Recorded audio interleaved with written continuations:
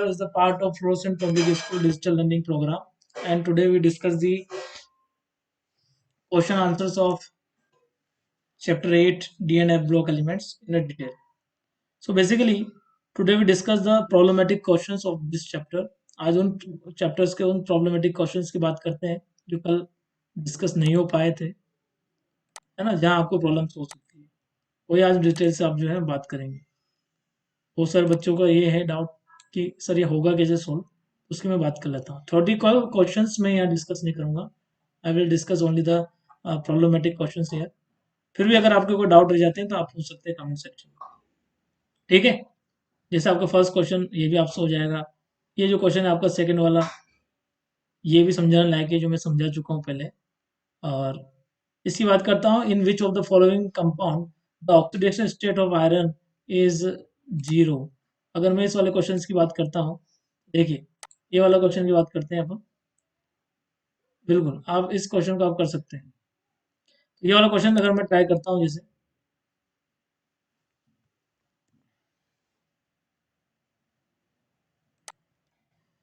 देखिए था ध्यान से, बेसिकली आपको ऑक्सीडेशन स्टेट पता करनी है।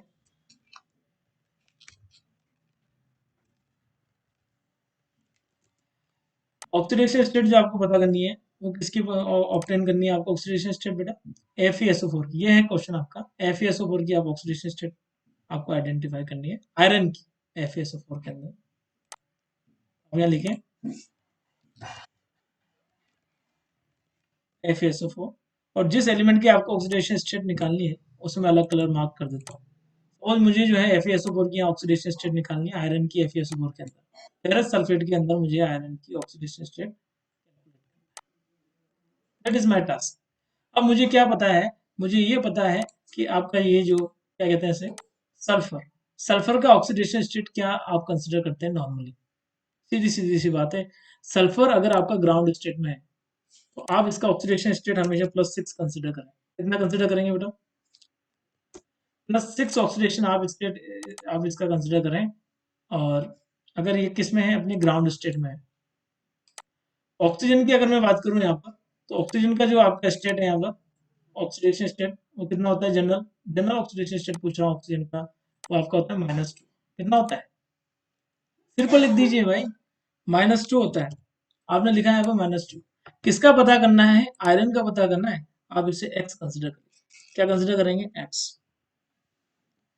अच्छा मुझे एक चीज बताइए, इस पूरे मॉलिक्यूल यानी कि FeSO4 के ऊपर कोई चार्ज है क्या, नो।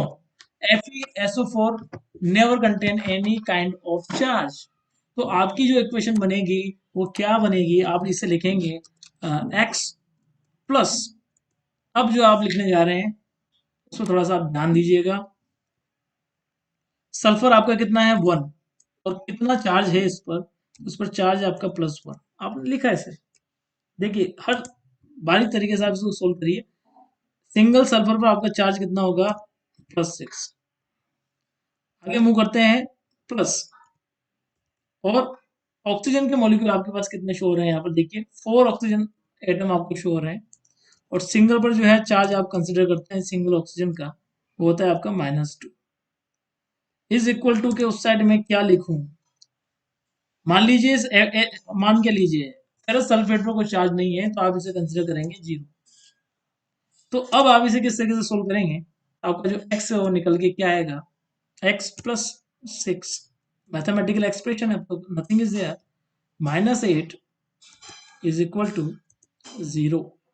करेक्ट करिएगा गलत हो तो कहीं, x -2 is equal to 0, that's became x is equal to +2। आपका जो आंसर यहाँ से निकल के आया वो क्या निकल के आया, शो हो रहा होगा आपको, बेसिकली आंसर यहाँ पे +2 आ रहा है, ठीक है।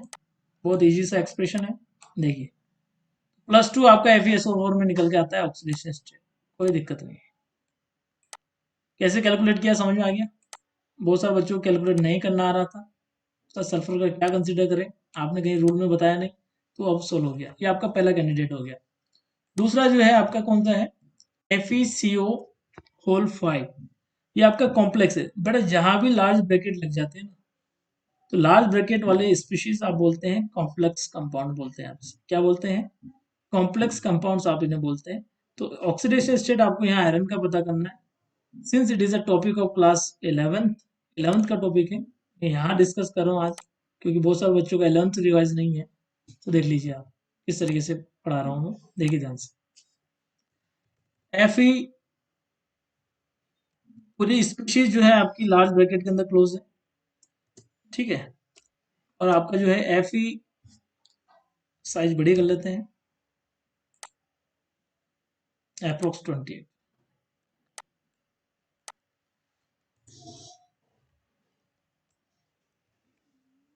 CO का होल 5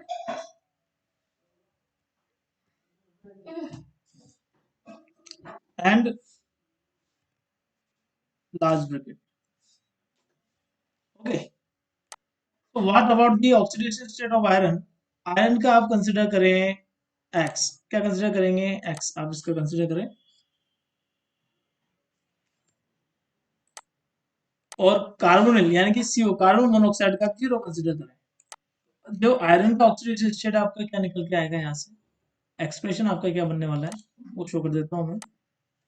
एक्स प्लस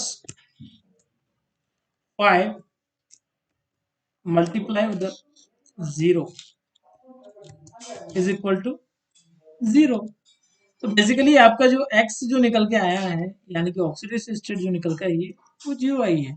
तो बेटा ऐसे कैसे आप रीड करते हैं, इस कॉम्प्लेक्स को कैसे रीड करते हैं? आप इसे बोलते हैं पेंटा कार्बोनिल आयरन 0। तो ये इसका बोलने का तरीका है, पेंटा कार्बोनिल आयरन, जो भी इसका ऑक्सीडेशन स्टेट। तो यहाँ जितने भी कार्बोनिल कॉम्प्लेक्सेस होते हैं वहां पर सेंट्रल एटम, इसे सेंट्रल एटम बोला जाता है बेटा कॉम्प्लेक्स कंपाउंड की टर्म्स में। तो उसका जो ऑक्सीडेशन स्टेट है वो 0 होगा। जो मैं बात करूंगा कहाँ पर बेटा, आपको जो अगला चैप्टर आ रहा है कौन सा, कोऑर्डिनेशन कंपाउंड्स, वहां मैं इसे डिस्कस करूंगा। आगे मूव करता हूँ। अगला जो आपका क्वेश्चन था यहाँ पर इसी से रिलेटेड, अगला जो कंपाउंड है K4। देखिए इस कंपाउंड को कैसे बोलेंगे आप, पोटेशियम हेक्सासाइनेटो फेरेट या फिर आयरन सेकेंड, सेकेंड है या थर्ड है, ऑक्सीडेशन स्टेट निकाल के देख लेते हैं। कंपाउंड क्या है आपका, मैं इसको टाइप करके बता देता हूँ। आपका जो कंपाउंड है वो कुछ इस तरीके से है, पोटेशियम और फिर यहाँ पर है आपका आयरन और यहाँ पर आपने लिखा है साइनाइड। साइनाइड का कितना है बेटा, होल 6 ब्रैकेट क्लोज। आपको जो फाइंड आउट करना है यहाँ पर ऑक्सीडेशन स्टेट लिखिए। पोटेशियम बिलोंग्स करता है किससे, पोटेशियम बिलोंग करता है ग्रुप फर्स्ट से, खाली ना कि सबसे पर्याप्त। तो इसमें +1 चार्ज होगा, सॉरी अबाउट दैट, इसका जो चार्ज होगा वो +1 आप कंसिडर करेंगे। आयरन का आपको कैलकुलेट करना है इसलिए आप इसे x माने। साइनाइड का जो है चार्ज होता है वो होता है -1। अब आप इसका इक्वेशन बनाइए। अब तो इजी हो चुका है बिल्कुल।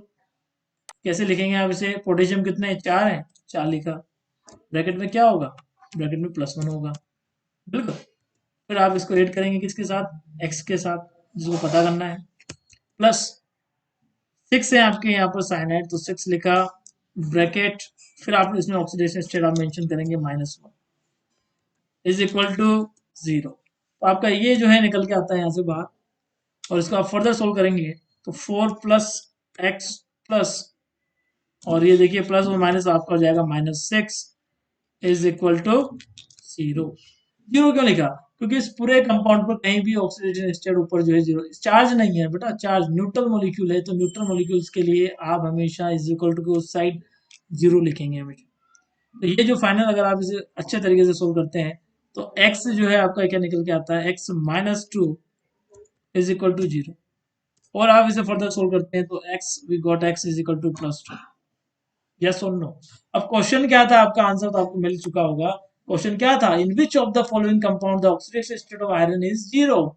आंसर जाता आपका बी, बट फिर भी मैंने आपको सारे कैलकुलेट करके शो किए हैं ताकि आपको कहीं कोई डाउट ना रह जाए। समझ में आ गया होगा मेरे हिसाब से, एक्सप्रेशंस आपको क्लियर होंगे, बिल्कुल समझ में आया होगा। यहाँ तक क्लियर है, देख लीजिए इसे अच्छे से, हर क्वेश्चन अच्छे से सोल्व करके शो किया हुआ है। तो आपका ये कंप्लीट आपका डिस्कस होकर सोल्व हो चुका है। ओके। चलो अब आगे मूव करते हैं। अगला आपका जो क्वेश्चन है जहां आपको प्रॉब्लम हो सकती है उस क्वेश्चन के बारे में डिस्कस करते हैं।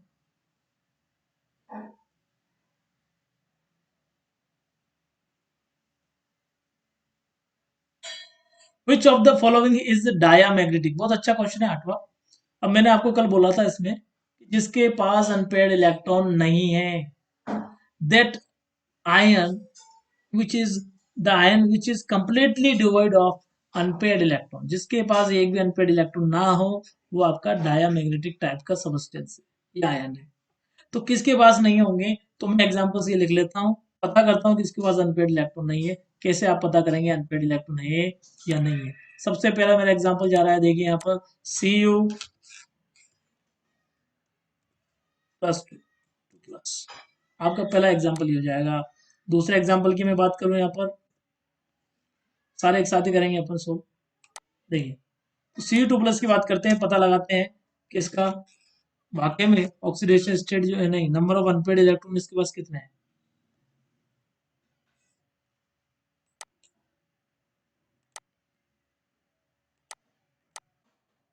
देखिए Cu का जो एटॉमिक नंबर होता है वो होता है आपका 29।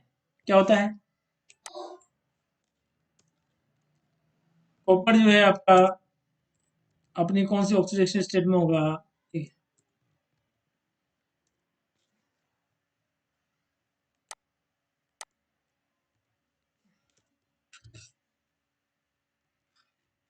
Cu आपकी जो है इसका ग्राउंड स्टेट कॉन्फ़िगरेशन अगर आप लिखते हैं तो क्या लिखते हैं? इसका आप लिखते हैं आर्गन, आर्गन ही लिखेंगे। आर्गन के कितने इलेक्ट्रॉन्स आपने कवर कर लिए यहाँ पर? 18 इलेक्ट्रॉन मैंने यहाँ कवर कर लिया आर्गन के। इसके बाद आगे मूव करते हैं आर्गन, फिर आएगा आपका 3D,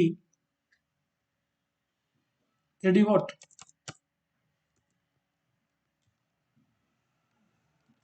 थ्री डी हो जाएगा आपका कितना? देखिए कैसे लिखते हैं कॉन्फ़िगरेशन, यहाँ 9 लिखा हुआ है ना, तो यहाँ 3D9 करिए।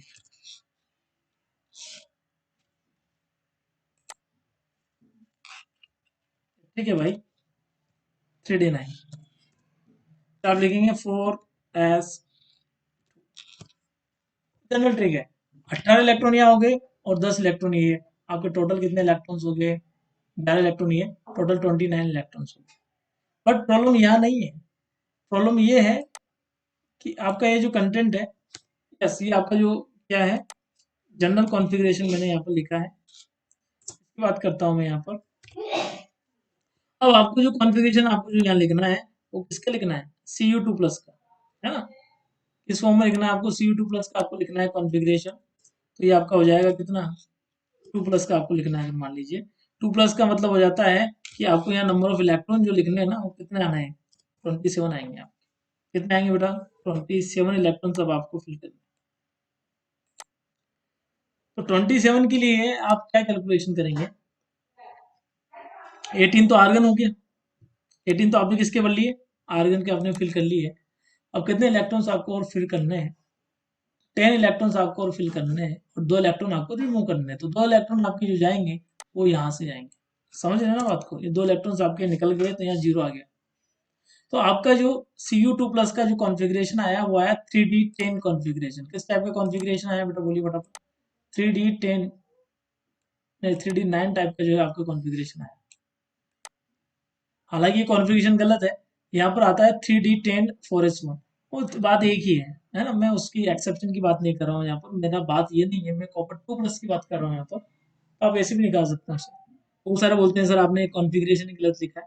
तो 3D10 और 4s1 इसे मैं लिख देता रीअरेंज करके बाद में, लेकिन फिर भी आप इसको लेके चले। तो 3D9 आपकी स्पीशीज है और 3D9 के लिए आप क्या बोलेंगे? 3D9 की अरेंजमेंट कैसे होगा?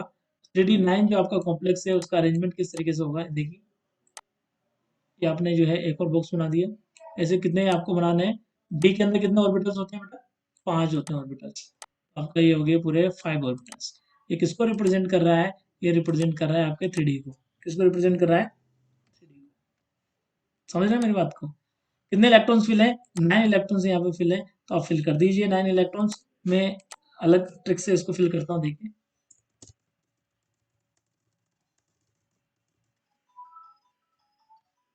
इस तरीके से आप 9 इलेक्ट्रॉन्स आप फिल कर देंगे।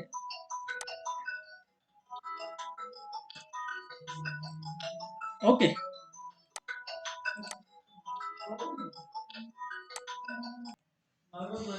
देखिए इस तरीके से आप जो है कैलकुलेट कर सकते हैं। यहाँ पर नंबर ऑफ इलेक्ट्रॉन जो अनपेड इलेक्ट्रॉन है आपको शो हो रहा है। एक अनपेड इलेक्ट्रॉन यहाँ पर है जो कि अनपेड है। इस तरीके से ये वाला आपका इलेक्ट्रॉन जो है अनपेड है। यहाँ लिख सकते हैं आप number of unpaired electron is equal to n is equal to 1। n कुछ ना कुछ है, इसका मतलब ये जो है आपका कैसा होगा, पैरामैग्नेटिक होगा। दूसरी खास बात, ये आपका कैसा होगा, देखिए डायामैग्नेटिक पूछ रहा है। डायामैग्नेटिक का मतलब होता है सारे पेयर। डायामैग्नेटिक यहाँ जो निकल के आएगा वो आपका Zn2 प्लस है। ठीक है ना। तो इस तरीके से मैंने 2 क्वेश्चंस आपके आज सोल्व करके बताए, शो किया आपको किस तरीके से करना है। बाकी आप सोल्व कर सकते हैं अपने अपने घर पर। तो आप इसको सोल्व कर लें आप इसी तरीके से। ठीक है ना। तो आप इस तरीके से आप इसे सोल्व कर सकते हैं। So this is all about today class, and I hope you enjoy this video lecture, and thanks for watching this.